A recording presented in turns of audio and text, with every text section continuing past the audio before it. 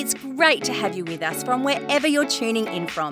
For more information about Elevate Church or to contact us, head to our website elevatechurch.me and take us wherever you go by downloading our Elevate Church AU app. We hope this message inspires and helps you to take your next steps in your journey. Hey, as Jared, nice little sound effect pun add on there, Jared, giddy up. Let us know that this is the week 2 of a mini-series we started last week called Dark Horses. And just to define terms, because this is dark horse, I think we're probably all aware of that phrase in our modern vernacular. But just to make sure we define terms based on what we're referring to in this series, we've defined a dark horse as a little-known person unlikely to succeed, who ultimately accomplishes great things. And last week we identified that in order for this to become a reality, some people need to bridge what we call the inadequacy gap. This idea that we start somewhere and God calls us to do something, and for some people the initial response is, I could never do that.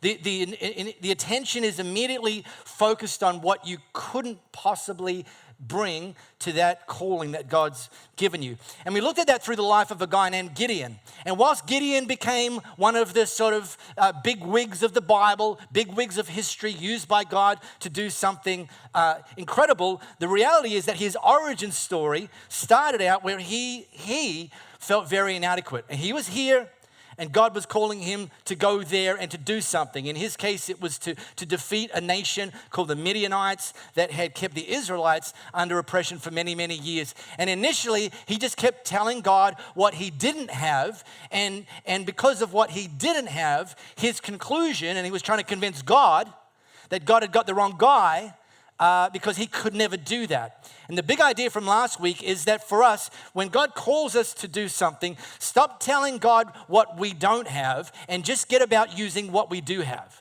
That's the jump off point. That will see us bridge the inadequacy gap. And if God's called us to do it, then this arrow isn't our future. Just so you understand, that's not pointing to where you're going to end up if you do what God's calling you to, because it would defeat the whole purpose of last week's message. And look, I got to tell you, I was able to preach that message last week. Later that day, one of our team contacted me and they said, there's a job that I have been aware of, a job opening that I've been aware of that I had cropped myself out of. I had looked at it, thought, I'd love to do that, but I don't think I could do that. Now, this person's CV would say otherwise, but they had said I couldn't possibly do it. And God had spoken to them during the message to say, no, you could do it, and you need to put your application in. And so they submitted their application that day. And here's the thing, I don't know if they're going to get the job, but if they'd never put the application in, I know they're not going to get the job. So don't say God's no for him, especially if it's something that he's calling us to. Today I want to talk about bridging the excuse gap. And the excuse gap is a close cousin of the inadequacy gap. And it's another example today of how God uses a dark horse to accomplish significant things. And here's the deal. This is what the excuse gap looks like. This might look familiar to you. It's exactly the same. It's called the excuse. It's like we're on one's place. God calls us to do something, and we can just start throwing excuses at him as to why we're not the person for the job.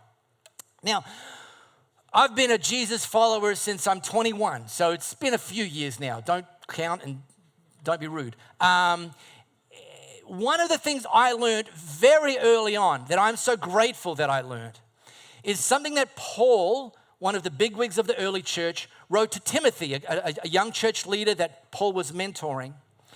And Paul wrote to Timothy, said, you know that we are saved and called. And Paul identifies that those are two separate and distinct things. Now, saved, that's a churchy word, a Bible word for this time in our journeys where we say to Jesus, I believe you are who you claim to be. I believe you're the Son of God. I believe you died and rose again for the forgiveness of my sins, and I ask you to forgive my sins. I want to be in a relationship with you, and I commit to following you for the rest of my life. He promises that in that moment we are saved into a relationship with God. Paul indicated that then there's a knock on, there's something else. The next thing is called, and it's not the same thing. And do you know that you can tick the saved box, and I encourage you to tick that box, respond to that invitation. Jesus says, believe in me and come follow me, and yet never tick the called box. I mean, not that you weren't called, but that you didn't say yes to the calling.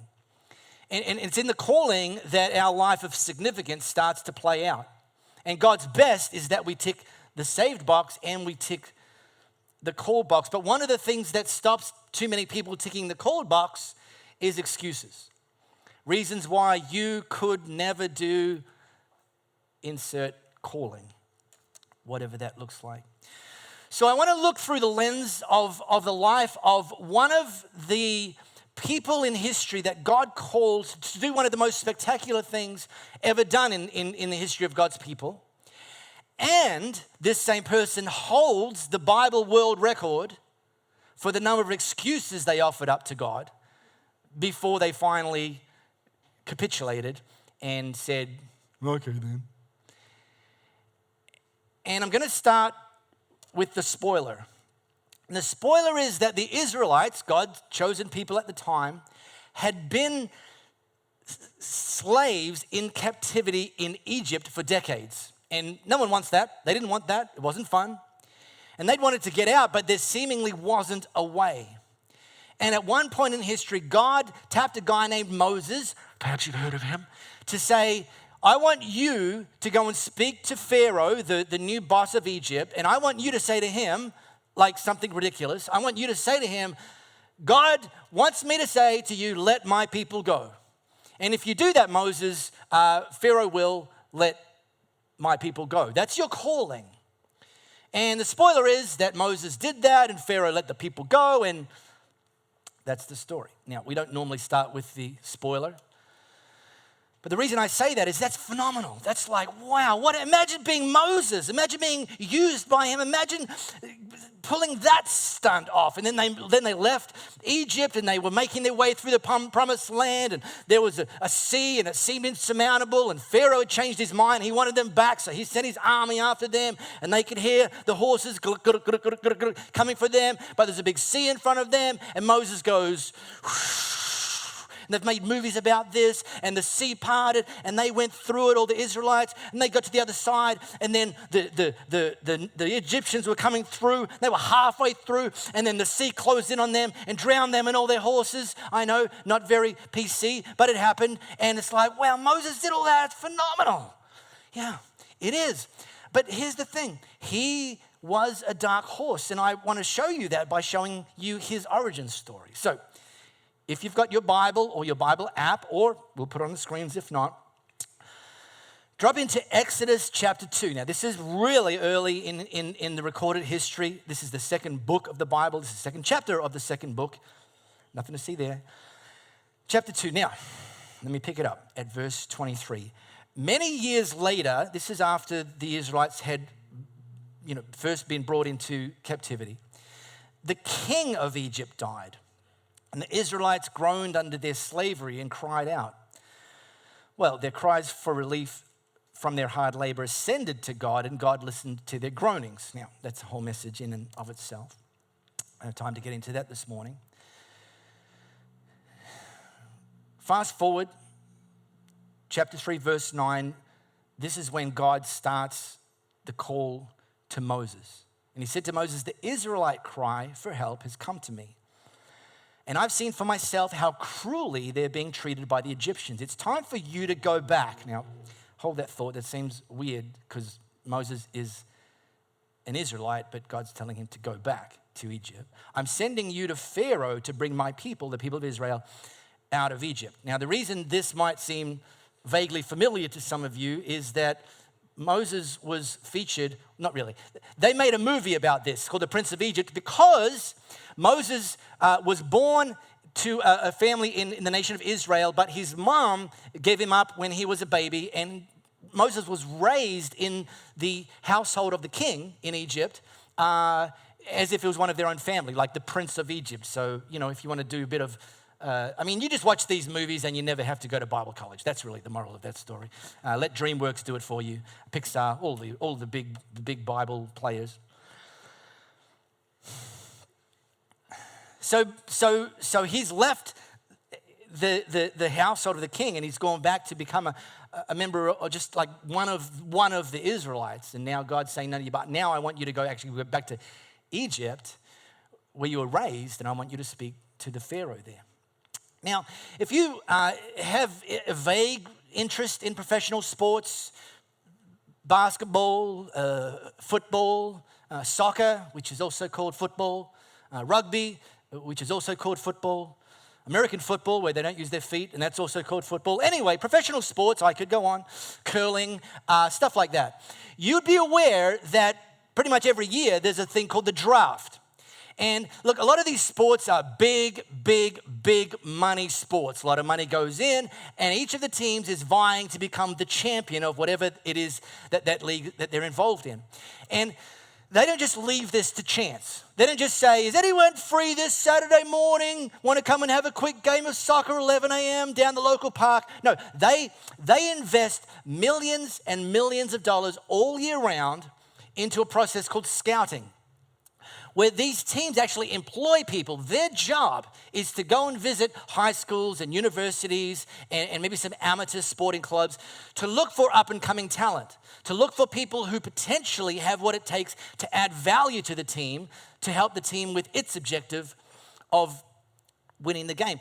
So when it comes to draft day and the things on the screen and the coaches on the phone and the managers on the phone and when the team makes the call, and in the third round of today's draft, we draft, and they announce it, the managers and the coaches, they know everything about that individual. They know their strengths, they know their weaknesses, they know their accomplishments, they know everything about. In fact, if they draft a player and it turns out that there's a few kind of things missed in the scouting report, that scout, he's looking for another job next year. He's going to move into the janitorial team. Their job is to put it all on the table. And this scouting report is the very thing that gives the coach the confidence to make the call, we're going to draft that person this year. God wanted to draft Moses, and God had the scouting report. But despite God having the scouting report, Moses took it upon himself to undertake what turned out to be an incredibly futile exercise of telling God why he couldn't. Why God obviously didn't know some things about Moses that would have disqualified him. But here's the great news. Here's the great news. If you've ever made excuses or if you ever plan to in the future, the good news is none of our excuses ever catch God by surprise. He doesn't hear them and go, who knew? So let's throw Moses under the bus for the next 15 minutes, shall we? Excuse number one, Moses answered God, but why me? What makes you think that I could ever go to Pharaoh and lead the children of Israel out of Egypt? This is like, who am I? And his struggle here was identity. Like, I'm just one of the crew. I am one of the Israelites. Like, literally, I'm not enough. And God says to him, shut down number one, I'll be with you, God said. All right. And this is powerful for anybody who's a follower of Jesus, because Jesus made this exact same promise to us. When he was being crucified, he told his followers, I'm going to be going, but here's what I'm going to do. I'm going to send the Holy Spirit, and he's going to be with you and in you all your days. So we already have this very same promise gift wrapped with our salvation.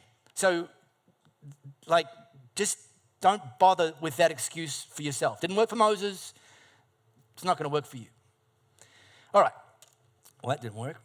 Excuse number 2. Well, then Moses says to God, all right, suppose I go to the people of Israel and I tell them, the God of your fathers sent me to you. And they ask me, what's his name? What do I tell them? This one is insecurity. This one, Moses is like, I'm not qualified. I didn't go to Bible college. I didn't know everything about you, God. I mean, what do the 7 pillars of Solomon's temple mean? Hadn't been built by that stage. And it's like, Moses is saying, I don't know enough. And they're going to call me out and I'm going to be like, and look like an idiot. And, who's going to listen to me in that moment? Well, God responds. God said to Moses, I am who I am. Tell the people of Israel, I am sent me to you. And this bridges the excuse gap. Whenever we throw this one at God, who am I? And God says, no, this isn't actually about who you are, it's about who I am. That whatever this, I am not, I don't know, whatever this fill in the blank is that you're saying that they never listen to me, look, no, I'm in that blank. Tell them that I am. Whatever you're lacking, you're not, but I am. Oh, all right. So Moses is none for 2 at this stage. So he goes to number 3. Moses objected. Well, they won't trust me. By the way, hold that thought. They won't listen to a word I say. They're going to say, God, appear to him, hardly, because Moses in his history had been caught red-handed killing somebody.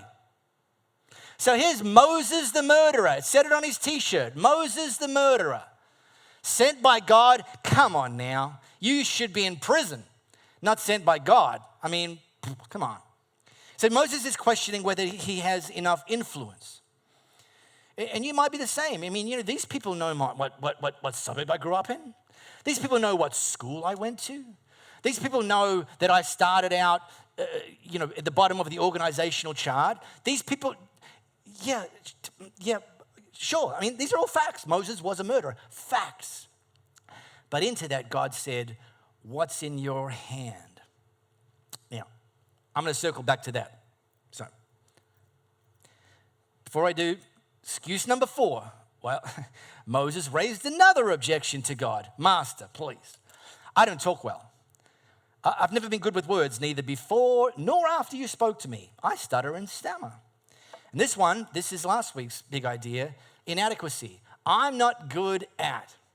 And I don't think that it's reasonable that we would throw Moses under the bus for this one. Because, I mean, he was not good at the exact thing that God was calling him to do, speaking. It's like, God, I'm not saying I won't serve you, but can we pick something else? I'm happy to do something. I'm not even asking you to pick someone else. I'm just asking you, can I have a different assignment, please? Because the speaking thing, that's really not my shtick. God said, Moses, who do you think made the human mouth?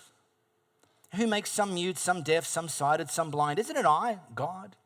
So get going, and I'll be right there with you, with your mouth.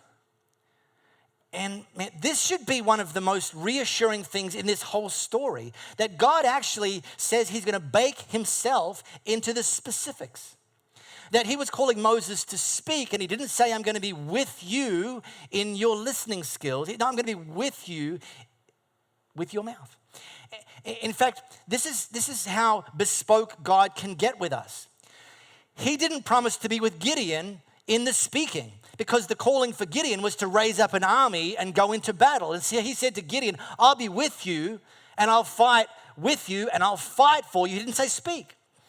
He's not calling Moses to go and try and beat Pharaoh up. So he's not promising to be with Pharaoh in the battle. He's promising to be with Pharaoh in the speaking. With Moses in the speaking to Pharaoh.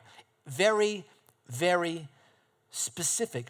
And I had to do this. Here's a preacher's banger that's been floating around for decades. And some of you no doubt have heard this. God doesn't call the equipped. God equips the called. That some of what God calls us to do sets us up for on-the-job training.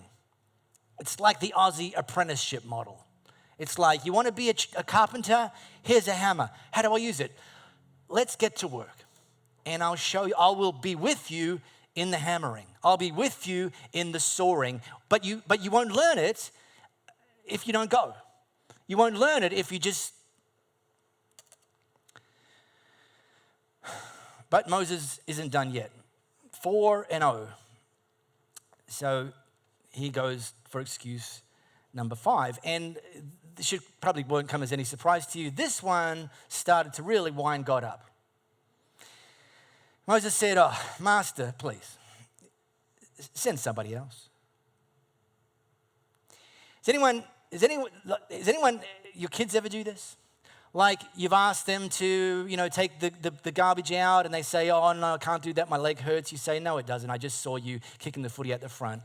"Oh, look, no, I've got some homework to do." "You've already done your homework." So and then they just throw out something like wildly absurd.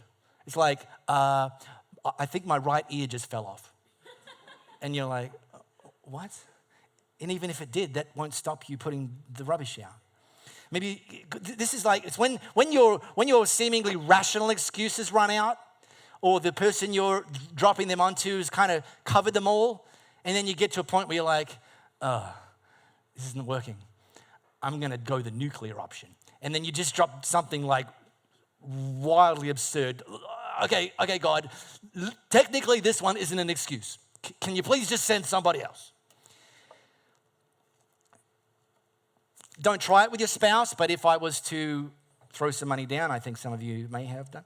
If you ever get to this point in your excusiology with God, and you're like, "Ooh, I need the nuclear option. Let me give you a few suggestions. Like, just tuck these away for good measure." You could tell God, "My fortune teller has advised against it."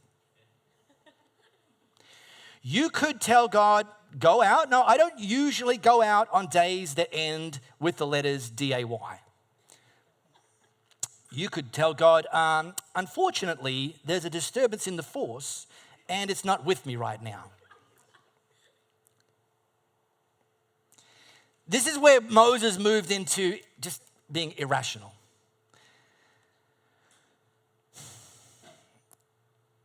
Now, you can read God's response to the nuclear option for yourself, but let's just do a quick recap. And this is really Moses' top 5 reasons for why God messed up this draft pick. Obviously, in the scouting report, you didn't really know who I was, or more importantly, who I wasn't. You obviously didn't know what I didn't think I could do. You obviously didn't know that I murdered somebody. I'm not quite sure how that escaped the scouting report, but you obviously didn't know why I couldn't do it. Just not capable. And then, you should have just picked somebody else. But when God was in this draft process with Moses, he said to him, "What's in your hand?" Now, of course, this question was for Moses' benefit, not God's. It's not like God's like, "Hey, what is it in your hand?"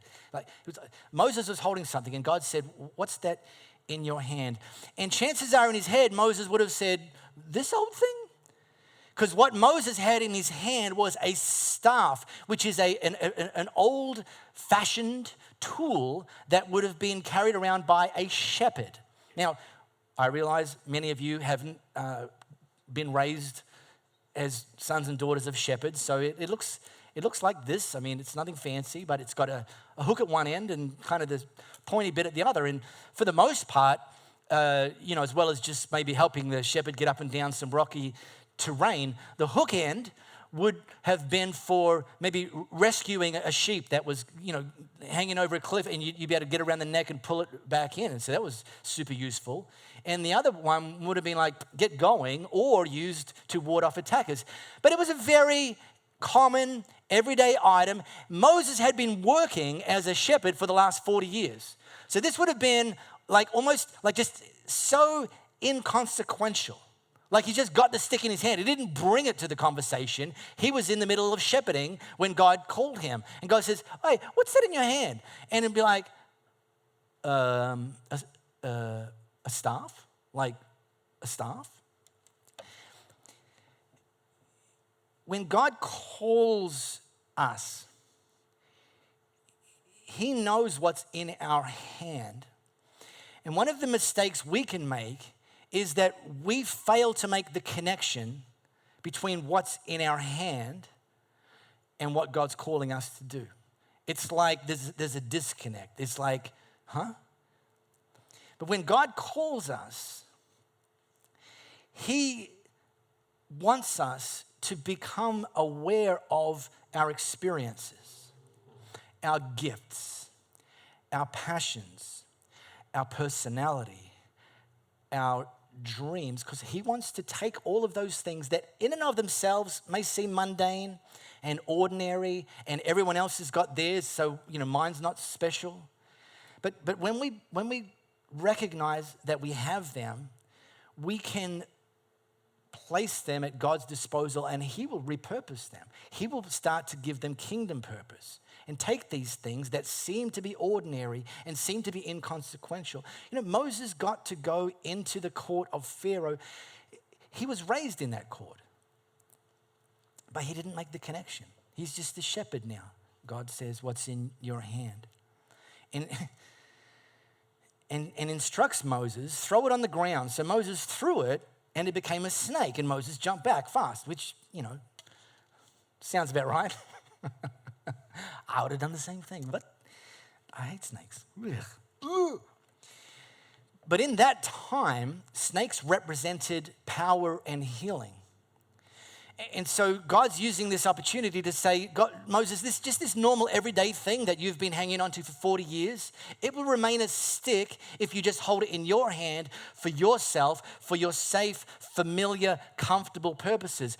But if you throw it down to the earth and you commit it to me, it has the potential to become power and healing. It will take on a whole new meaning and a whole new significance.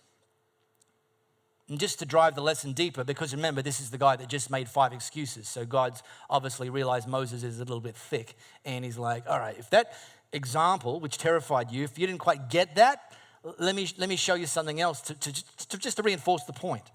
God said, all right, put your hand inside your shirt. So Moses slipped his hand under the shirt, and then he took it out, and his hand had turned leprous, like snow. Ew, what's that all about? And then God said, all right, okay, put your hand back under your shirt. And he did it, and then took it back out healthy as before.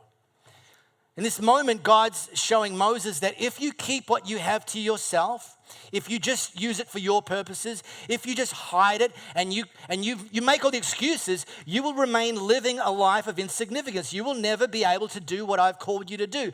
But if you remove your hand, and if you offer your hand and what's in your hand, which, by the way, the word hand in this culture actually meant everything you have. If you choose to offer up to me everything you have, it will never be sick. It will never be small. It will never be inconsequential. I will be able to take it and use it for my plans and purposes. You won't live a limited life. So I mentioned last week, with my tongue very firmly planted in my cheek, that no one that was here last week's ever made an excuse to God when he's called them to do something. But because we've got a fresh audience this week, I'm not going to make that assumption. I wonder, and I'm not going to ask you to put your hand up or anything, I want you to this is you and God, like get honest with him for a moment. But my question is, there something that God has called you to or is calling you to do over there that if you were honest, you would say, you know what, I've heard it and I've understood it, but my response has been to tell God, not me. Like, the scouting report was wrong. And if so, from 11 o'clock, when we down tools and pick up coffee, from this moment, from this place, take that step. Take that step. Moses ultimately took the step. And he only had God's word to go on that it was going to be successful, by the way. He could have been killed, like plausible. It could be leading. Maybe God's calling you, maybe leading an Elevate group next year. And you're like, yeah, all right. I don't think I could, but God, I'll give it a go. Maybe it's joining a team, serving, and you'd be like, oh, I don't know. I'm pretty ordinary. And God's like, well, what's in your hand? What's your passions? What's something that if you opened it up and put it in front of me, that I could take it? And you'd be like, oh, that's what this was for all along. Whatever it is, and I could go on with a long list of things, but they're technically and typically bespoke to you, just like this was bespoke to Moses, but they'll serve the greater kingdom purpose. So whatever that is. Now, if it's something inside the context of Elevate Church, and it might not be, it might be something God's calling you to do in the marketplace, in your family, in your neighborhood. It could be a bunch of things, or it could be those and something in the context of a church. If it's in the context of Elevate, then I need just to let you know, grab our Elevate Church AU, Tom, write that down, AU app, and there's a next step section in there, and in that section, you'll be able to let the team know that part of your calling that you want to take the next step is to join one of our teams. And by the way, here's a little fun fact that I like to highlight occasionally. It looks like there's no vacancy signs in our teams, that everything's covered, that everything's been done and done to its maximum ability. And I can say the reason it looks like that is because our teams punch way above their weight, do a phenomenal job. Music team, phenomenal job. Host team, phenomenal job. Kids team, phenomenal job. Youth team, phenomenal job. Media team, phenomenal job. Operations team, phenomenal job. You see there's a bit of a common denominator here, but I can assure you that every single one of those teams will be able to be more effective and go further faster. And there are some vacancies, some opportunities that you can join. And I also will go on the record as saying that I give you a money-back guarantee that you will find a new level of purpose and fulfillment by taking a step into a team. We really hope you got a lot out of this message. If you live in the Perth area, we'd love for you to join one of our live experiences. For times and directions, as well as information, head to our website, elevatechurch.me. For those of you beyond the Perth area, we'd love for you to connect with our online experience, which premieres every Sunday via YouTube and Facebook Live, and on demand immediately after. And to partner with us to reach more people by giving financially, head to our website, elevatechurch.me, and also download our Elevate Church AU app.